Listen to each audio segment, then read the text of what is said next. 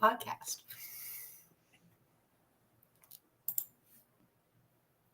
Welcome, everyone. Thank you so much for joining me today.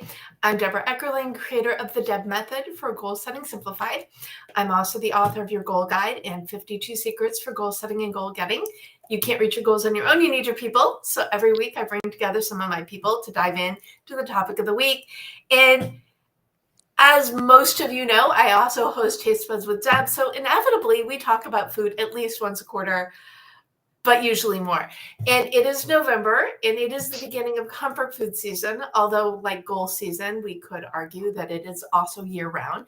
And you might be watching us as GoalChat Live. You might be watching the replay or listening to us as the GoalChat podcast on the Marketing Podcast Network. No matter how you found me, we are so glad you're here to dive into. I feel like there's like a better pun. Dig into. That's much better. Yeah. Comfort food. And today I've got awesome guests, and they're all past or future guests on Taste Buds with Deb. We have Aaron Hamburger, Natalie Kalmar, and Marissa Rothkopf. And I'm just going to let them introduce themselves because I know they can do well. I will just rave about how wonderful they are. I believe they could probably be a little bit more specific. So, Aaron, let's start with you. Who are you?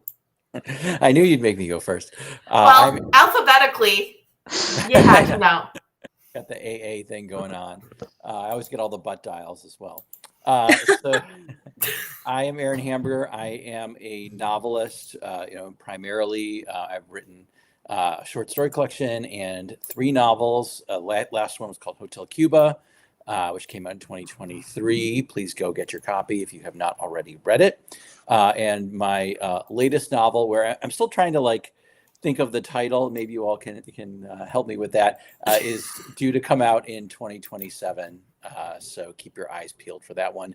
And I also do quite a bit of baking and food writing, and I have done baking classes, and I'm just always involved with food. And it's interesting, food plays a big role in my fiction. I'm always thinking about what my characters have to eat. Usually it's quite bad, but then there are times where it's very good and it's a relief from all the bad food that they're eating. And I always find baking for me is very therapeutic. It's like a way to get me out of my sort of everyday sort of neurotic head and just really focus intently on what I'm doing. And the whole world kind of lives or dies on whether I've left my chocolate cookies a little too long on the baking sheets as they've come out of the oven, and there's a sweet spot. If you just overbake them just a little bit, then they get dry way too fast. So it's great to be worried about that instead of the fate of the world. So that's a little bit about me. And sweet spot, I am certain that pun was not intended, but appreciated nonetheless. Natalie, welcome. Great to have you here. Thanks. I'm happy to be here. I'm Natalie Kalmar. I'm the author and creator of Fitness Foodie STL, which is a blog and a resource for mostly people here in St. Louis, but definitely has articles and noteworthy content that's relevant for people outside of St. Louis. But I am all about finding balance in my life and finding joy in both food and also in exercise. So it's all about having fun with fitness and dining with delight. So I love to experience and taste all types of food. I'm super open-minded. I love to try new things. And so I enjoy kind of tasting the rainbow and sharing that with anybody who would be interested in experiencing it alongside me. And at the same time, on my blog and on my Instagram, you can find all sorts of resources about hiking and having fun with fitness and unique fitness experiences in St. Louis. We do a roundup of fitness events every single week where we post the top 5 along with many other up to 80 fitness events every single week that's happening in St. Louis. So I'm so excited to be here today to talk about, which is food and learn. And Miss Fitness, for her recipe when she did her Taste Buds app, was gooey butter cake. So I know it seems like a little bit of a dichotomy, yay fitness, but also yay food. I actually have I've made gooey butter cake. So I love that. Okay, so gooey yeah. butter cake is 100% one of my favorite things to eat. And I have never been like a crunchy granola fitness person, more of like a let's have fun with fitness and also enjoy food. So I am not big on diets. I am not big on restricting yourself. I think it's really all about finding balance and finding joy in your life. So Which yes. is why you are even though you're pro exercise, you've been invited to talk about food with us. Yes. Thank you. So, and now we have Marissa, who's actually this week's Taste Buds with Deb guest, and we had so much fun. I'm like, oh, we've got Comfort Food Monday. You have to come play. So, Marissa, welcome. Thank you so much for having me. I also believe strongly in exercise. It's a very important part of everybody's journey. However, I only say however, but I shouldn't use that word. I should just say that I've just written a cookbook called The Secret Life of Chocolate Chip Cookies, which is all like 62 different recipes, all about chocolate chip cookies. And I have a dog named Norman Bates, and he's barking in the background and more interested in anything he has to do than anything I've ever done in my life, as you can hear him, and I apologize for that. But in the meantime, he's been quiet all day, in case anyone wonders. He was saving it up because he knew we were talking clearly, right? Absolutely. He wants to get in on the comfort food I conversation. know I should just like spread peanut butter on the floor and just see what happens. But anyway, I've been writing. I am a journalist. I've been writing about. Ever since I worked everywhere from Nickelodeon to Oxygen. I launched Oxygen Television a long time ago. I worked for Spy Magazine way back when. And sometime around Oxygen, I decided, you know what? I have tried being the food editor and recipe writer every single place I was. And now it's time that I went to culinary school. And so I did. I went off to the Institute of Culinary Education, and never to become someone who worked in restaurants, although I interned in them. My goal was to be able to write about food with the knowledge that a chef has. And since then I've worked, I wrote about food and restaurants for the New York Times. I reviewed lots and lots of kitchen equipment for Newsweek, written for New Jersey Monthly, my home state, Taylor Ham all the way. And best pizza in the world, don't at me, Connecticut, it's wrong. And here I am at my desk right now. I'm also an adjunct professor of journalism, but here I sit at my desk, always willing to talk about chocolate chip cookies. I have a Substack, which is where for the past 5 years, I post every week, and I talk about politics and baking, which has been an offshoot of my podcast, The Secret Life of Cookies, where I interview everyone from Senator Barbara Boxer to E. Jean Carroll about the world and what's going on while baking, or also talking about food. And almost everything I do can be found on Substack. So that's where I spend most of my public time these days. Awesome. Well, it's like I met you just in time to have you on the conversation. So go us. Now, I'm curious, Aaron, are you and I the only former non-cooks here? Because it sounds to me like Marissa's been doing the cooking thing for like ever, right? And what about you, Natalie? I only cook if I have to. I much prefer to. So you're like in between. I mean, I'm a mom of 3, so I find myself in the kitchen all the time, feeding other people, but I don't do it out of joy. I would say eating is joyful for me, but cooking is not. Thankfully, my husband is a pretty good chef. And so, I am grateful for the times. Requirements, right? It's so hard for me right now to not say, Natalie, what is it? Why do you not like being there? I understand it as a mother of two. I get it, but we need to make this easier for you. But I know. that'll be a conversation for another time. Or for When I now. met my husband, we were living in New York City, and so neither of us were really ever cooking because there's just so many great You don't need restaurants to. everywhere Right. all the time. Exactly. So I didn't even really know that he could cook until we moved here to St. Louis and had the time and space to kind of explore. I didn't even really know that I didn't like to cook all that much until I realized that I had to clean it up too. So That's the problem. That's the problem. You need to get your kids old enough to do the cleanup for you. oh, yes. That won't little happen longer. anyway. They So- won't. They're never going to clean up anyway, so don't worry. We have a deal in my house, like whoever does the cooking, like the other person has to do the dishes, except for my husband complained that I use too many utensils and dishes when I'm cooking. So I have to actually clean the dishes while I'm cooking, but leave like just enough of like dirty things for him to clean afterwards, so he feels like he contributed. Oh man, That's Aaron, kinda I feel funny. seen. Yeah, I get that. This is my No, but- shocked face. But If speaking you're of- listening, this is definitely a conversation worth actually watching because the facial expressions of this crowd are hilarious. There's a lot of nodding going on. Wait, But you Deborah, don't- you're non-cook too, aren't you? Or are No, an I am- Instapot converter or something? I Former am a reformed non-cook. Reformed So non-cook. grocery shopping used to be my jam. I still enjoy it. But I always felt that dialing for dinner was easier. And then when I got my mom an Instapot for Mother's Day, she looked at it and said, "As part of my gift, you learned how to use this."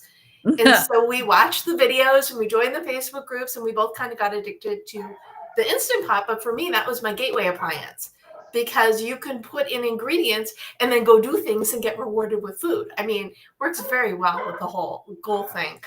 Anyway, but then it really brought me into this, you mean it'll actually take me less time to cook things than it is to wait for food to be delivered. Okay. So big, and obviously now I'm a food writer and food podcaster.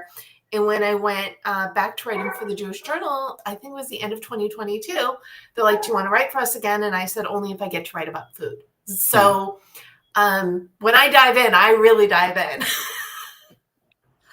So what I would love, before I keep talking, which anybody who watches knows is possible, I would love to know your definitions of comfort food.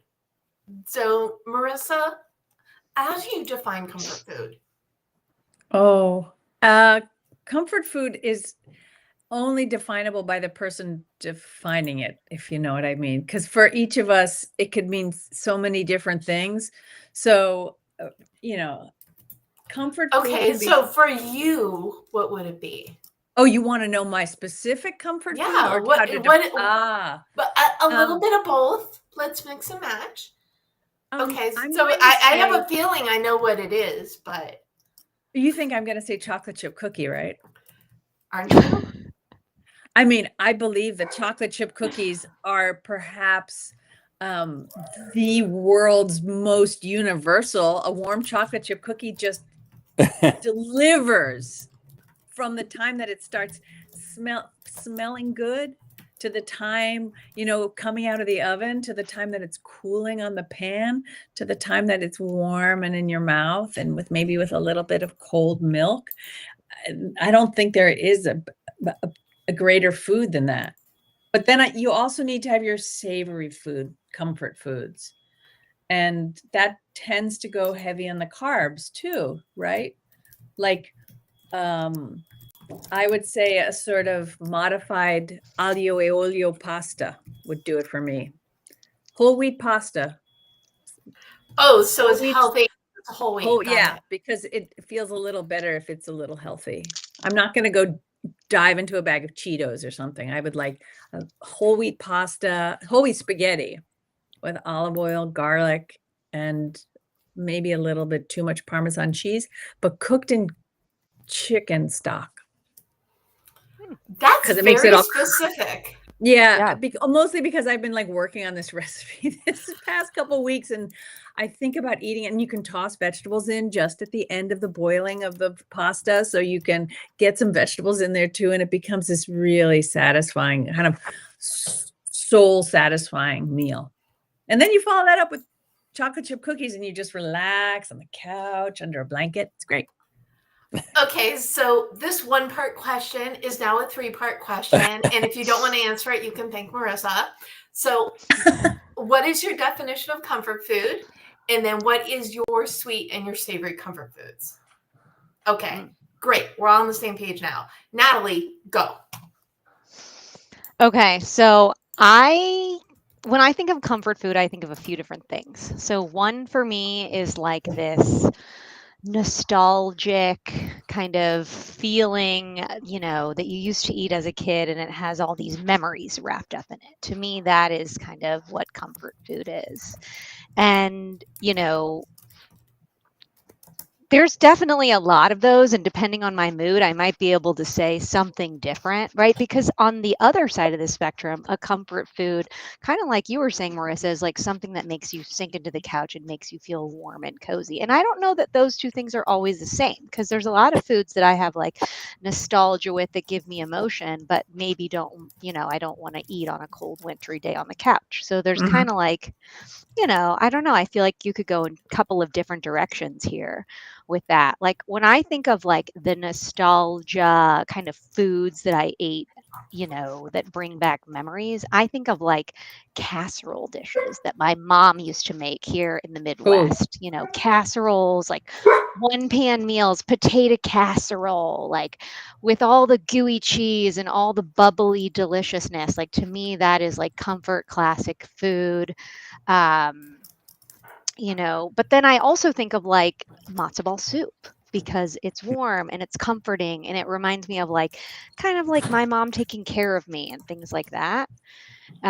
So I could go with those two. But then on the other hand, like if I am like vegging out to the world and just want a night on my couch, like I am calling in Thai food, which is not something that I grew up eating, but yet is so comforting to me when I need like a good heavy meal and just like Netflix and chill. Like I am calling in Thai food. I was going to say So pad see ew is like one of the things that when I'm like, pad when see I ew. need a little bit of comfort, I'm like, pad see ew, as if like I'd had some Thai grandmother at some point in my life. Right. Where does this come from? I don't know. I don't know. Probably good options in New York because there's not nearly as many here in St. Louis. I can tell you that. But I think of like a hot, spicy green curry. Oh yeah. And a pad see ew and someone that wants to go splitsy. Oh, they have to. They have to. Okay, then. I love the rabbit holes we go on in these conversations. But you need to tell me. I mean, I'm gonna also think I know the answer to what is your sweet comfort food. Yeah. And you know what? Gooey butter cake is definitely that for me. And it actually kind of falls into both because my mom's gooey butter cake is like hands down the best gooey butter cake. That is the recipe that is on Taste Buds with Deb. That is the recipe that I like really compare anywhere else I eat gooey butter cake to. And it also checks the box as like the perfect dessert for a night in. Like it's all of the things. Well, which I think is what a good comfort food does. It checks as many boxes as humanly possible. And so you're in St. Louis, and I was telling you this when I interviewed you. I don't know if it made the recording, but when I drove to LA originally, like a couple decades or so ago, it was raining, and we said my mom and I tailgated cross country, but rather than drive through the rain, we stayed in St. Louis a couple days, and we went to the riverboats and met this. It was before social media, so I'm not in touch with the person, but we were chatting. He must have been like one of the ID guys or the bouncers, and he was talking about what wonderful food you had. And we mentioned we were in town and staying at this hotel, and he brought us fried ravioli when he got off of his shift. And they call them toasted here, but yes, they are fried. Toasted ravioli. You are correct. They are called toasted ravioli. But this, the stranger was so into your St. Louis food that we had to try it, and he brought it by our hotel. I love that. And that speaks to like the kind of niceties you can get here from a Midwest city. Right. Well, I did start out in the Midwest, but definitely LA girl for sure. Best of both worlds.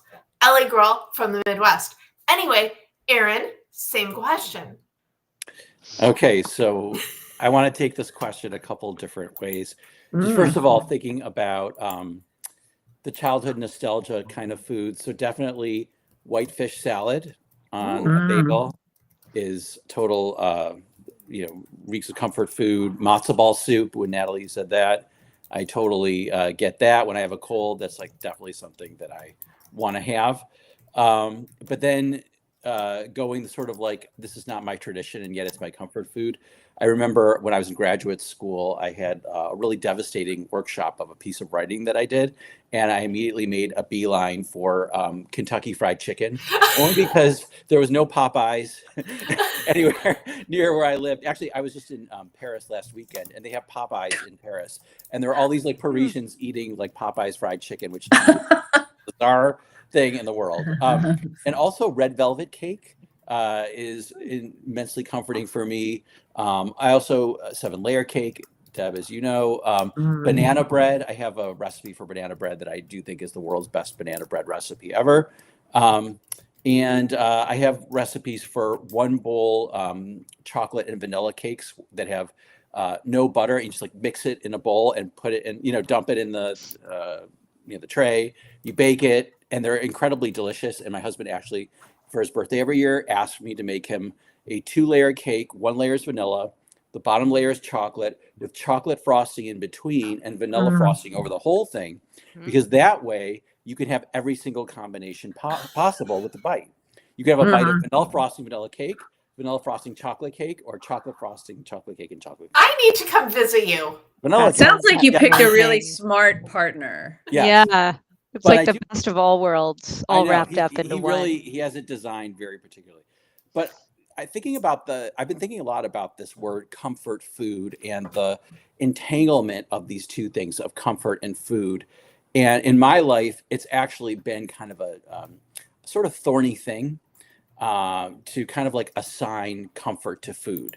And I've been trying to kind of disentangle those two things and enjoy food for food's sake, but taking the emotional component out of it, which is hard to do because food has so many associations. But sometimes it can get a little unhealthy to kind of like, rely on the food to supply that thing that like, emotionally maybe I need to like work out like in another way or through another venue. Because I think sometimes food has problems when we assign things to it. Listen, we're human. Landmine. What's that? Landmine. Okay. Landmine. We're human. Like nobody's 100% like, oh my God, everything I do is like perfectly 100%, perfect. But I do think, it's worth kind of just like stepping back and like questioning, like just even the concept of like, food for comfort.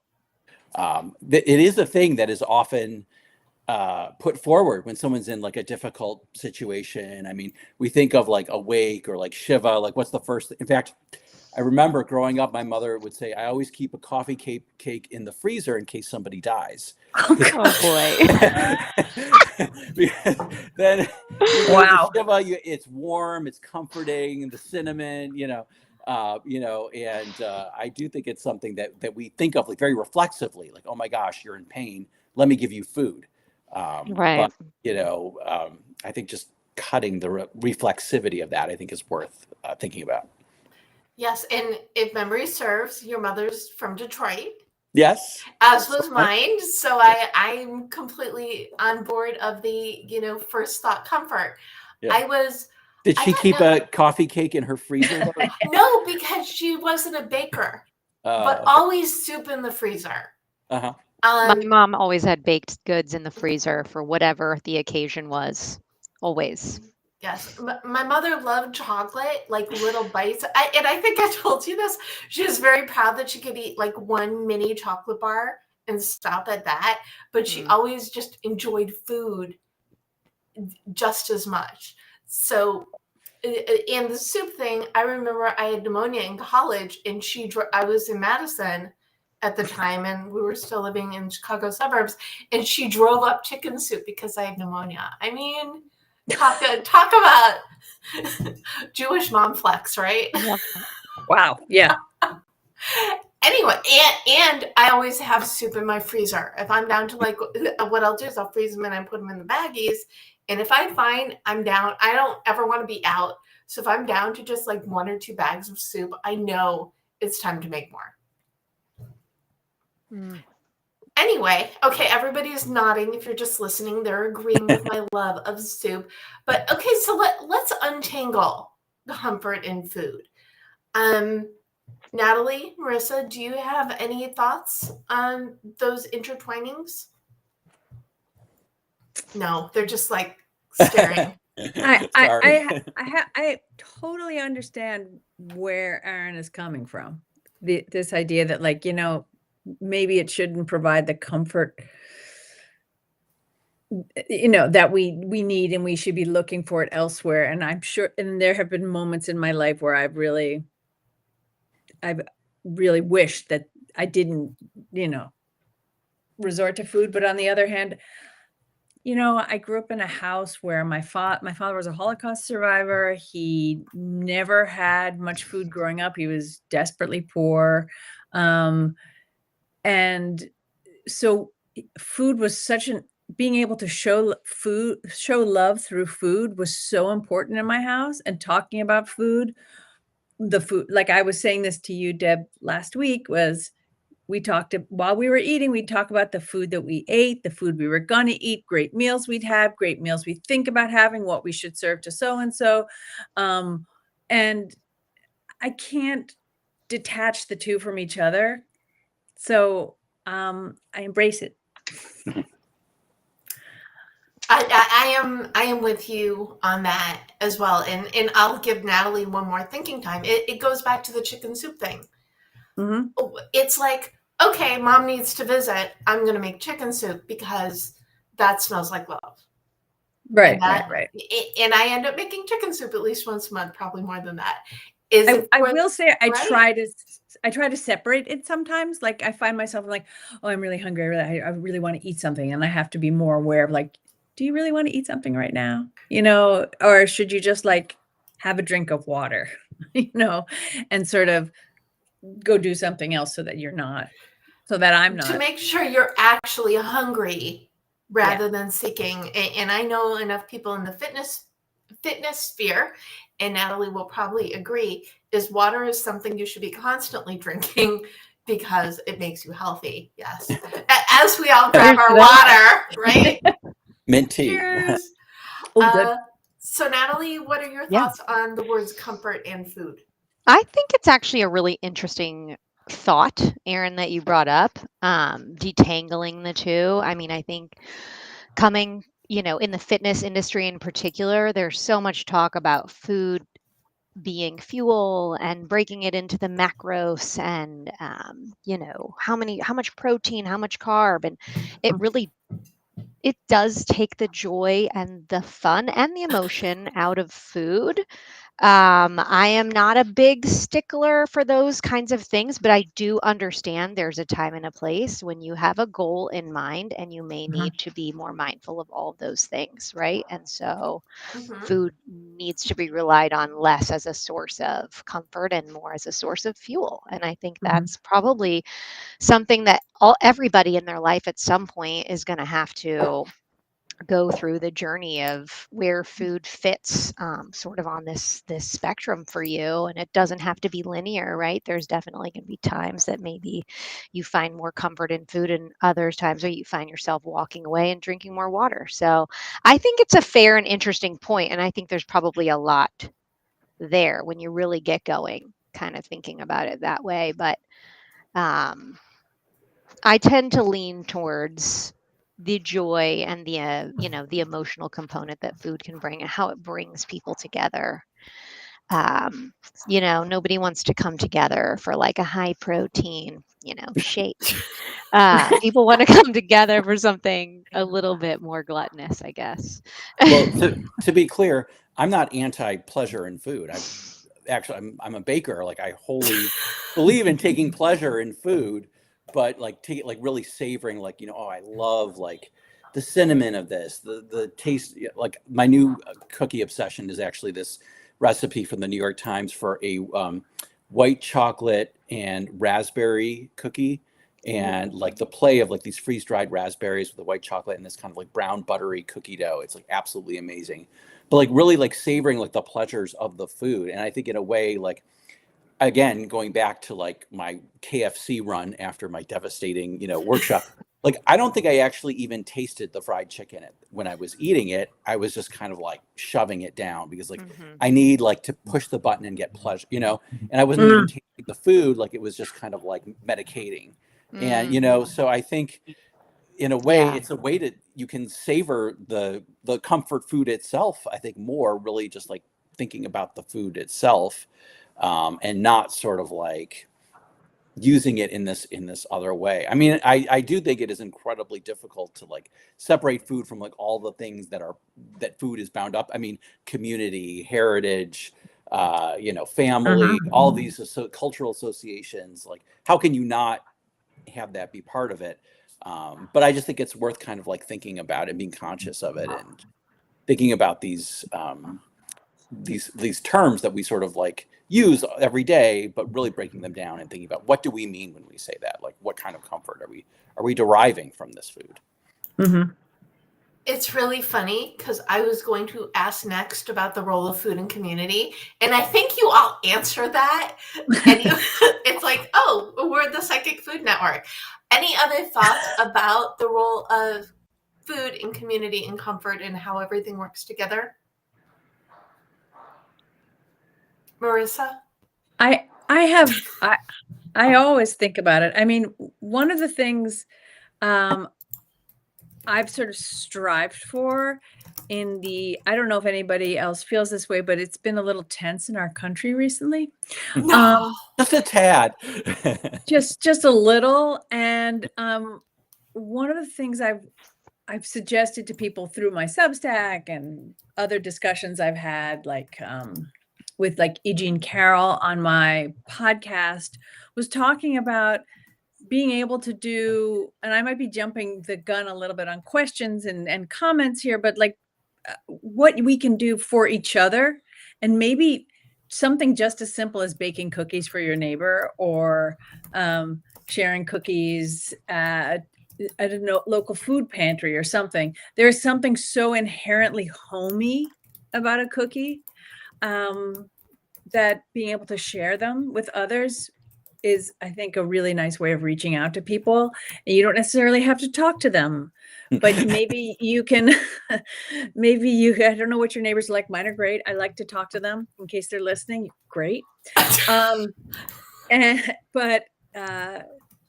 we all know people that are harder to talk to about certain topics, and maybe just reaching across the proverbial aisle and handing out cookies is just a nice way of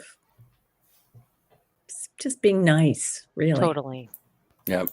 Marissa, you're talking to the right person here. So every holiday season, we throw a cookie party at my house. And I bake all the cookies. Nobody's allowed to bring cookies to the party. Oh, I want an invite. Come December 14th. It's the first night of Hanukkah. I always do like the second Sunday in December. And so one year, like the year that I made the most, I think I made like 50 different kinds of cookies. Wow. I try to limit myself. No wonder your husband has trouble with dishes. I try to limit this year, I said 24, no more than 24 different kinds. And I really have to kind of map it out and think about, okay, do I have a chocolate? Do I have a fruit? Do I have like a lemon, a vanilla, and not everything the same color, the textures, really everything.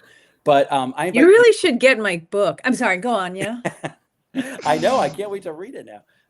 Anyway, but I invite people from all different, arenas of my life. And it's really interesting to see like my tennis friends and my book club friends and my literary friends and neighbors, and they're all kind of mixing and matching, and some of them don't even realize. And, I have a friend from high school. I live in DC. So, I mean, it's a pretty democratic place. Like we're lying.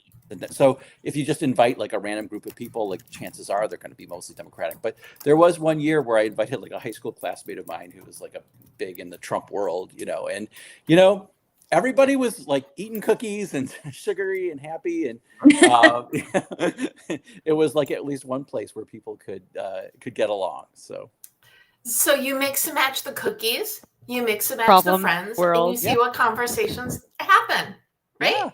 Yeah, for sure. Okay, mid-December, if anybody wants to road trip to Aaron's Yeah. home in DC. You Absolutely. both are a lot closer than I am, but if I still lived in Chicago, it might be something. Well, again, it's been a couple decades. Anyway, Natalie, role of food and Yeah. community. Well, I mean, I think they go back through the ages together. I mean, you think about Thanksgiving coming up is really like one of the original celebrations where you bring two groups of people together that historically maybe would have never broken bread together. So I think it's a huge bridge builder, as you guys have both just said, in your description. And I mean, it's an incredible way to meet people and bring people together and make people feel welcome. So, and I think we all play a role in doing that, whether it's cooking or hosting or providing and giving. I mean, food is definitely a good way to give back. And I know we might touch on that later in the podcast as well. Oh, I just thought of something that actually I'd forgotten about until you all were talking. I used to teach English to immigrants in New York City and Brooklyn, and we had incredibly diverse classrooms where you'd have people from Russia and from Arabic-speaking countries and Spanish-speaking countries and Chinese. And at the end of every semester, we would have like a big party where everybody would bring like the food from their cultures. And so your plate would be kind of like, you'd have taquitos, and then you'd have like a Russian mayonnaise cake Oh, where it's actually like glops of mayonnaise of different colors. It's oh, quite a thing to see, not a fun thing to taste. But, and then you have like Chinese dumplings, and then it would all kind of like mix together on this plate in this sort of like mush, and like thank goodness for the students who brought the tabbouleh, so there'd be like one green, healthy, delicious thing. And it was incredible to see these people who, because they had limited English, it wasn't always easy for them to have conversations, but they could really come together about the food. And I want that recipe. How did you make that? What is in that? And it was just, you could just see people's, eyes kind of light up as they were literally ingesting pieces of the culture of their classmates. And it was just a wonderful way to bring people together. And I always tell this story, particularly in light of current events. I had a student who was like a Russian Jewish grandmother. It was very, very sort of like hidebound, we'll just say. And he had a Palestinian student who enrolled in the class, and she had a lot of issues with that. And, we just, through an interpreter, we just kind of stressed to her, listen, you don't have to be best friends, but everybody's equal in this class, and you all have to, respect each other. By the end of the year, we had our class party with like, again, the egg rolls and the dumplings and the taquitos and all this. She came over to me with the Palestinian student with her arm around her. And she said, "This is my friend Ahlam. Did you know she had 7 sisters?" wow. And I mean, talk about like bringing people together over something so simple, So I think maybe there is a magic ingredient in food that can bring people together. Maybe we need to have more multicultural ethnic food fests. I don't know.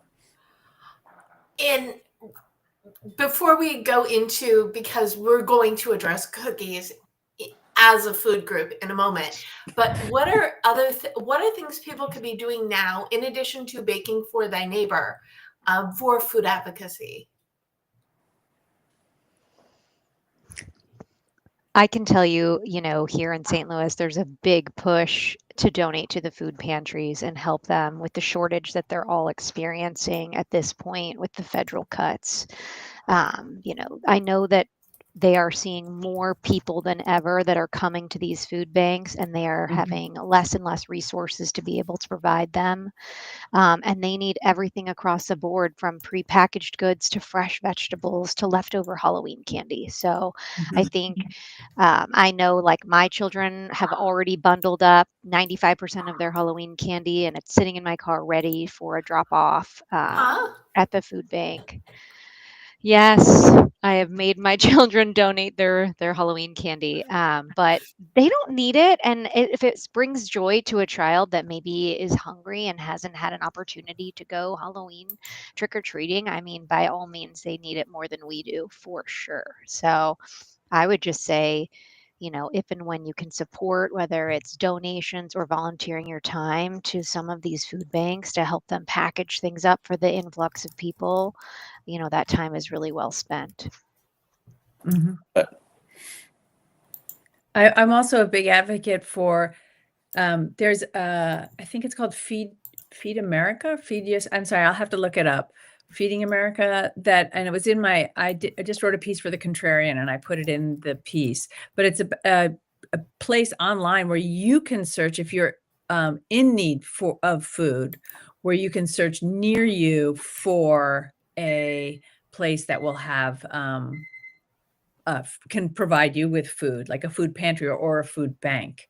So that's one resource if you're on one end of the spectrum. And if you do have the opportunity to give, World Central Kitchen is helping people all over the world, not just in places that are suffering like Jamaica, which of course they're helping in, but also here in the United States, they're setting up kitchens places to make sure that people get fed. Yeah, they did a lot in LA when we had the fires earlier this year. They just all the LA chefs kind of banded together with World Central Kitchen. It was just so beautiful. yeah, I think those are all great causes. And also we have it's like a day place for homeless people, like up the street from where I live, where people can come in, they can't sleep there, but they come in, they can get, clean socks and, other needs. And they're always looking for food. And so that's another place people can think of. I would also say, just in terms of food advocacy, I think it's more important now than ever to be kind of spread truth about food and dispel a lot of like bad information coming from, I don't know, like our health and human services secretary. Things that are just like not true and not scientifically proven about food. I mean, you see people online who are saying like carrots are not healthy, or like fruit is bad for you, like all these things that are just like, who says that? well, people who profit off of putting these bad messages out there and then say, Right. but if you buy my supplement, Oh, you could do that I got instead. it. And people, people are really big, like, it's all natural, or they come up with like these crazy kind of theories, and I think I can never remember Mark Bittman's thing about food, but it's like, eat mostly basically like we all know what we're supposed to do, which is like we're supposed to eat like a lot of plants, and then like some protein and some grains, and like everything kind of like, in moderation and balance, and like exercise. There's no magic formula, and it's hard to do it, but we don't, as humans, we fall short. But these magic formulas that people like periodically try to peddle to make a profit, and now, but I feel like now it's being like disguised as like this kind of like, this make America healthy again crap. Anyway. Yeah, I just read that RFK Jr. is selling onesies are for kids, so like the little baby clothes that's are anti-vax onesies. Oh, that's terrible. But one of the things that I'm always trying to educate people on is, especially in a world filled with TikTok food influencers, that a lot of these people do it to just make money, right? There's the guy who stands in front of the the checkout at, or the refrigerated counter at his Quick Check, and he's got one of those Fairlife protein shakes, and he's like, how does this even have any protein in it? This is no protein. It just said it's got milk in it, and you're like, dude, the milk has protein in it and stuff. But he's doing it so that he gets lots of views and he makes money. Right. And my other sort of like caveat to people is, if the nice person is telling you things that can be cured with supplements that they're selling, ding, ding, ding, alert. Beware of food snake oil salesmen. Yeah. 100%. Okay. Like I think like the glucose goddess, and not to go down a rabbit hole, but she's done some good for people. And then at the same time, she's made everybody think that a glucose spike is a bad thing. And oh goodness, you know what she's selling now? Anti-spike vitamins. So you need to look. Supplements. So if we were to define food snake oil salesman, is basically someone who's selling the solution to a problem that doesn't actually exist. Nicely said. Okay, so Danny Corson chimed in, and this will bring us back to food love. He is a chef and culinary educator, also a previous Taste Buds guest, and he said, I not only like to serve folks, but actually have them come over and cook together. Everyone takes part, tackling a different dish of the meal. It's hugely social and culminates in a fantastic, warm, delicious group effort meal. So thank you for adding that. Yes, it's not just about feeding people and eating together, but cooking together. Also has that vibe. Totally. So for my cookie parties, some of my favorite memories are actually over the years, people have come over to help me make the cookies.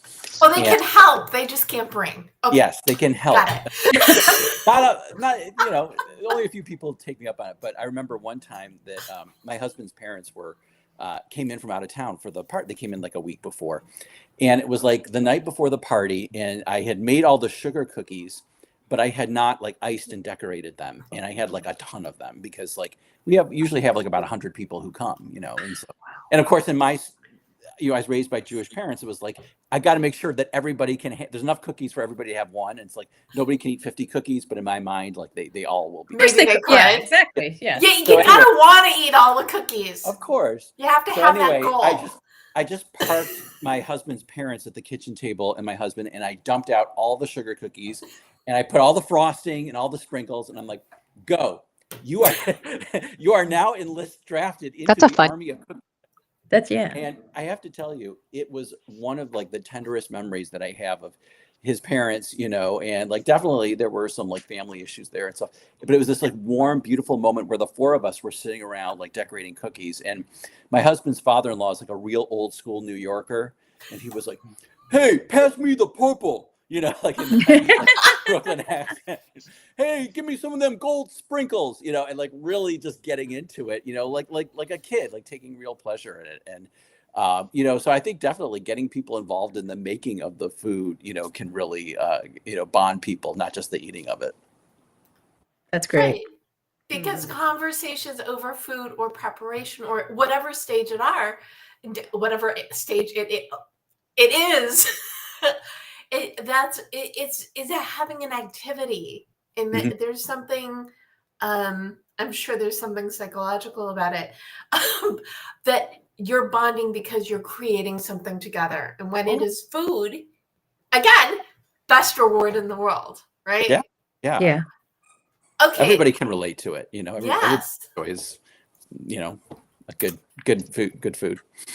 Okay, I want to give everybody an opportunity to, and I'm going to use the word favorite, even though I know Marissa's going to get on me for this, but advocate for your favorite cookie or advocate for cookies. I want to give everybody a chance to advocate for cookies because I think there's at least some agreement.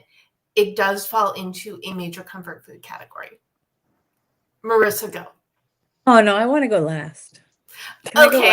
Aaron, go. Oh, my goodness. Favorite. Gosh, you have so many to pick from. It's too many. It's too many to pick from. But I will say my favorite flavor of dessert, and I will fight you to the death on this, is lemon. Like if I'm in the restaurant and there's like a choice between a lemon and a chocolate dessert, I'm going lemon like every time. It's just like, and in fact, when I was in Paris this past weekend, I went on a quest to find the perfect lemon tart, and I made like a pastry shop like map. I went around. I was like, okay, let's try theirs. And so did you find it? I think I did, and maybe, and of course, somebody's going to fight me on this, but there's this guy, I can't pronounce his name, Cyril Lagnac or something, and he has like a bunch of pastry shops, and one of them is in the Galerie Lafayette. They have a food court And it's this like little lemon tart. It's like a little square of like a Grammy, crusty, shortbready, delicious base with then these like piped yellow lemon curd dots, which are like creamy and lemony. I think that it must be like a mousse of some kind. And then there's like a square cutout of white chocolate, like a thin layer that rests on gently on top of the piped dots. And it's just like, it's beautiful to look at and delicious to taste. And I ate a whole one all by myself. Fair enough. Awesome. Love that. Yum. Okay, Natalie, I guess it's not just cookies, but advocate for. No, it's cookies. Advocate for cookies. Yeah, cookies. Okay. Okay, so this kind of, I think I'm going to go with a cookie that is classic. Probably everyone has made it. It's the classic peanut butter rolled in sugar with the hot Hershey Kiss that gets pushed in and when it comes out of the oven. I love that cookie, and I find that cookie in particular very comforting. Talking of comfort foods, because you get the like satisfaction of watching it kind of smush and melt. I don't know. I love that. Like as it just melts into the peanut butter and chocolate. I mean, these two things, they are just beautiful together. Absolutely. And Yeah. I also find it comforting because I've made this recipe a bunch of times with my kids, and it just brings all of us joy together. So it's simple enough that, you know, we can assembly line and somebody's unwrapping the Hershey Kisses and somebody's rolling the sugar balls. It's just a really fun and easy recipe to make with family. And I mean, it's just delicious and classic. So I think that to me is like the ultimate cookie that everyone should have. I don't know, Aaron, if that makes the cut at the cookie party. It might be a little simplistic. I have made them before. I'm a big fan of pressing chocolate into a warm cookie right out of the oven.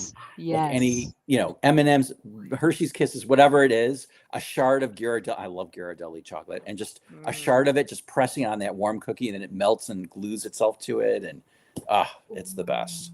I'm gonna try that. I've never tried that. That sounds like amazing. Yeah. And Natalie, how many of the Hershey's Kisses actually make it into the cookies? Because in my land, it would be one for the cookie, one for the mouth. Yeah, you definitely have to plan for extras. And, you know, around the holiday time, Hershey makes all these really fun variations of those Hershey Kisses. So you could really have a good time with that and buy a whole bunch and unwrap them and make all sorts of new creations. Peppermint, peanut butter bars, you know, the peppermint ones are really good. I have a recipe actually in my cookbook the peanut butter ones. I have a recipe on my Substack for that I just love too.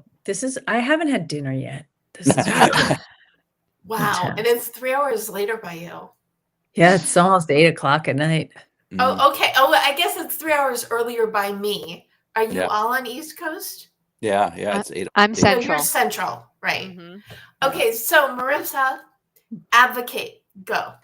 I feel, you know, that game like you play where like you go through the alphabet, like A, my name is Abigail, and then you have to name something that begins with B, and then so I want that for what you guys are eating. So I'm gonna have that lemon tart, and then I'm gonna have some peanut butter ones with the chocolate, and then my personal favorite right now is a very crunchy, gooey chocolate chip cookie that's made with malted milk powder, and which adds and brown butter. So those adds like really boosts the toasty carameliness of it. And the other secret is like what Aaron was saying is like these, like I want a cookie with seams of chocolate in it. And I don't care if it's a mix of dark and milk or just pure semi-sweet, but I want those like mega seams of chocolate in there so that there's some cookie holding together these rivers of chocolate. And I'd like to eat it warm, please. With milk. Marissa, do you know about this, the recipe that it appeared in the Washington Post like a few years ago for a single serving chocolate chip cookie that and it's with like all pantry ingredients, like that you probably have at any time. and Yeah. you literally put it together in like 2 minutes. Is it in a mug? Bake it. No, it's not. You put on a baking sheet. It's incredible. It makes this incredible cookie, and it's like Right. And for I one. mean, the truth is you could do it with any recipe, right? Just like divide it up. But Yeah. yeah. Sounds like a lot of work for one cookie. Oh, Yeah, I mean, So easy. yeah. Okay, so I found a recipe. Yeah, and you can't really do it. It's a 1 1/4 tablespoon butter, 1 tablespoon brown sugar, a 1/2 tablespoon white sugar, a 1/2 of an egg yolk. That would be the problem. 3 tablespoons of flour, Right.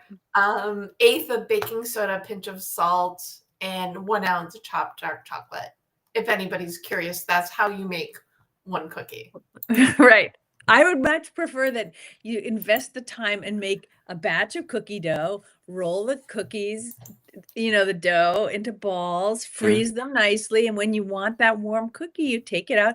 That's why we all have toaster ovens. It's one of the great inventions of all time. Pop it in there, no, not a lot of preheat.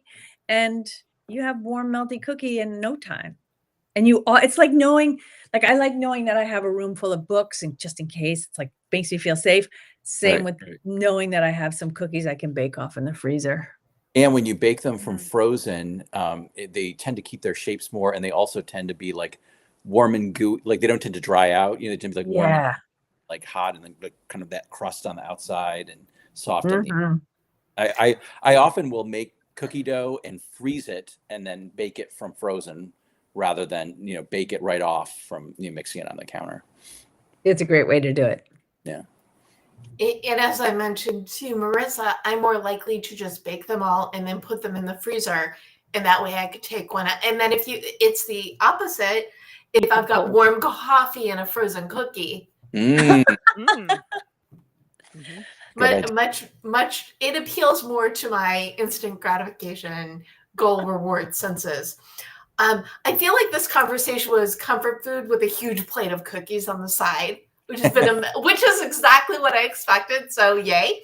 I would love for you each to gift a goal to the audience. So what is something that they could do today, tomorrow, whenever, to really embrace comfort food or baking or ordering in, as far as Natalie's concerned? What is the comfort food goal that you wish to share? And not to put you on the spot, but Natalie, let's start with you. Sure. Okay, so I would say, we've talked a lot about how comfort foods tend not to be the most healthy of choices sometimes. And so I would say a goal would be to stop shaming yourself for enjoying things that bring you comfort. Everything in moderation is what my grandpa always said. So enjoy that comfort food, feel the emotion that it brings you, and have yourself a wonderful little bite.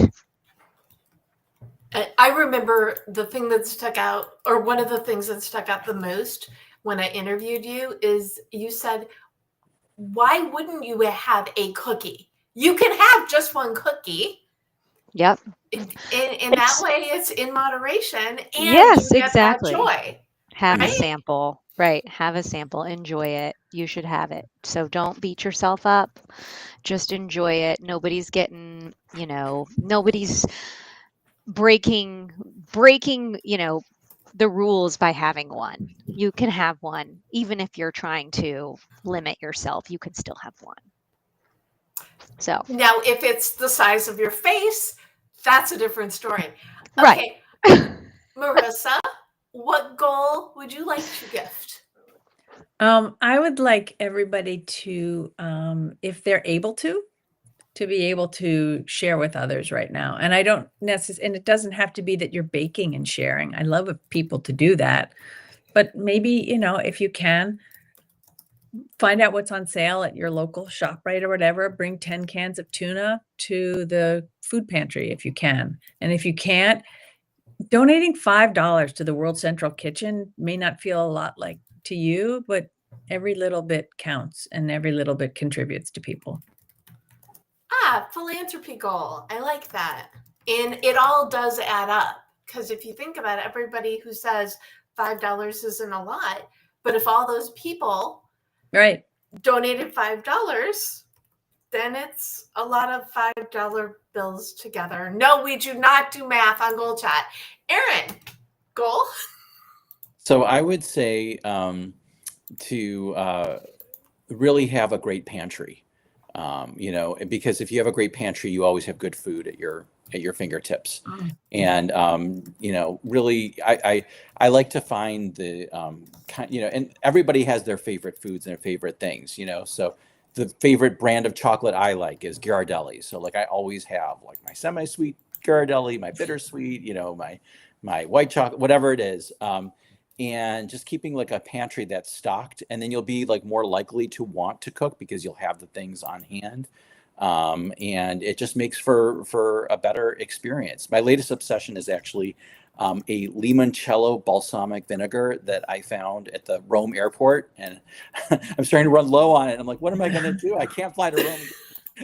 But when you have these great ingredients just lying around the house, like it motivates you to want to cook. And when you're cooking, I kind of agree with Natalie. Like you can always have like one cookie. You can always, and the thing is when you make it yourself, I just think it means more than if you bought like a box of Oreos at the supermarket. Oh, definitely. Without question.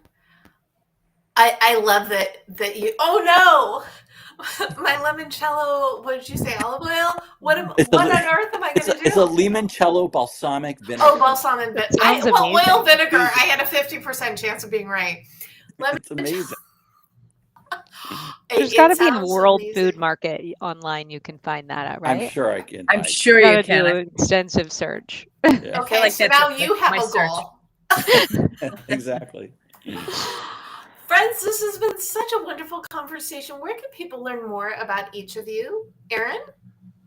You can go to my website, aaronhamburger.com, or you can also find me on Facebook and Instagram and X and occasionally on LinkedIn. I think I'm on Blue Sky, although I rarely go there. I have not done the TikTok thing yet, and I'm trying to hold off on that for as long as I can. But Okay. Natalie, where can people learn more about you? Sure. You can check out my website, fitnessfoodiestl.com, and you can also find me on Instagram and somewhat on Facebook, but more on Instagram at Fitness Foodie STL. Awesome. And Marissa?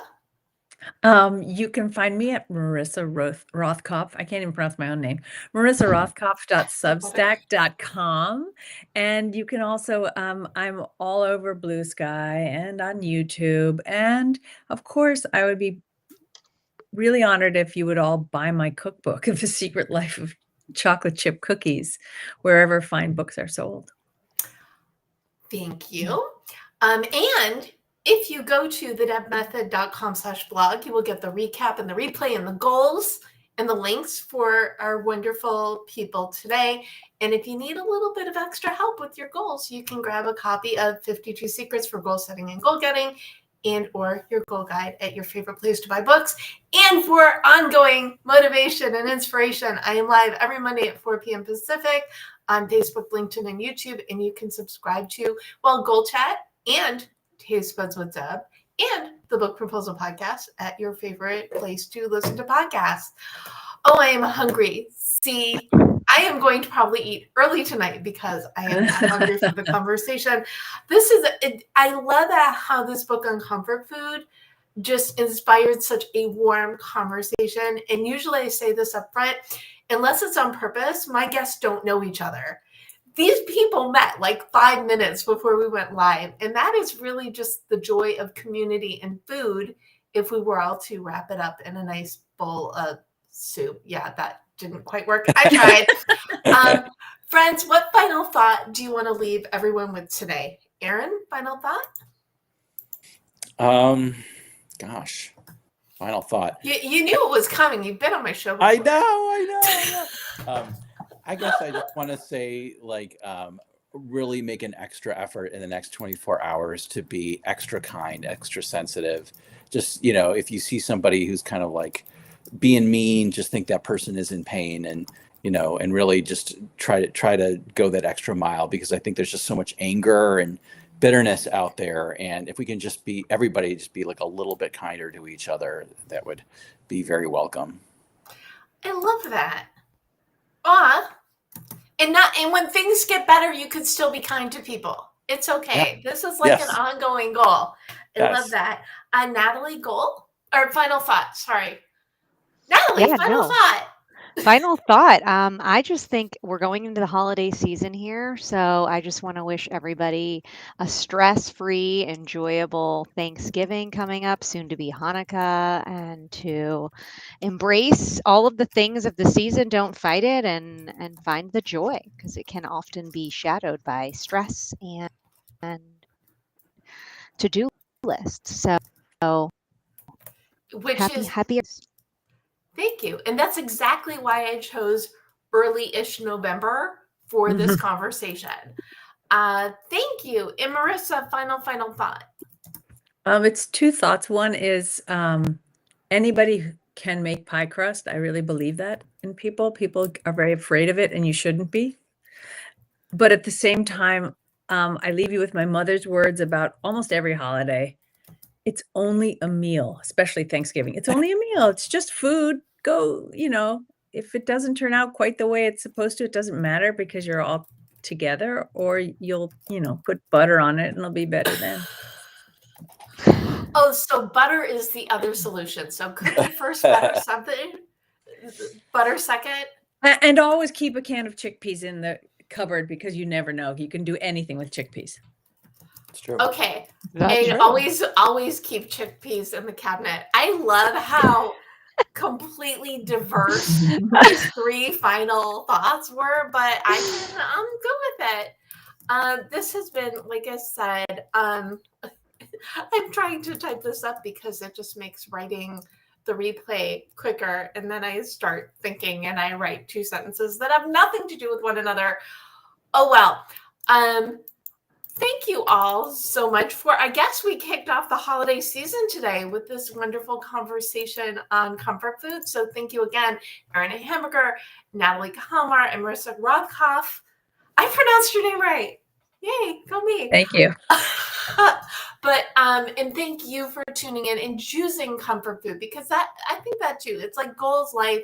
It is a choice. So bring more comfort food into your life, and inevitably you will bring more comfort to other people. Thank you again.